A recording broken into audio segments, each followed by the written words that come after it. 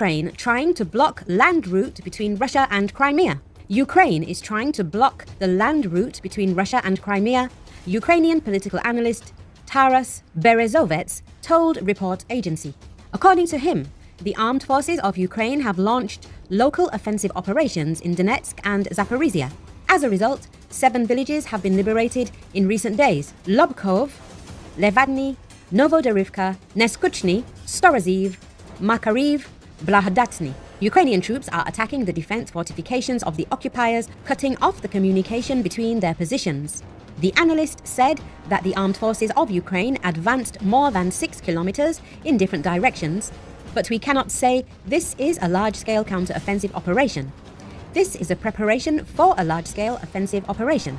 Depending on the operational situation on the front, the armed forces of Ukraine will go to a large-scale counter-offensive. This will likely happen in several directions.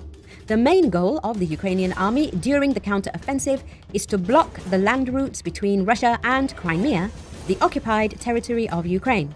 When and in which direction this counter-offensive operation will be carried out is a military secret. But I think that this operation will begin shortly.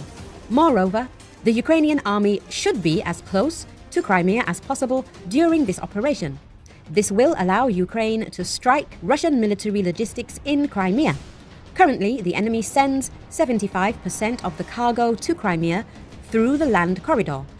Only 25% of the cargo to Crimea is supplied through the Crimean Bridge. Thus, at the moment, the Ukrainian army does not have the goal of destroying the Crimean Bridge.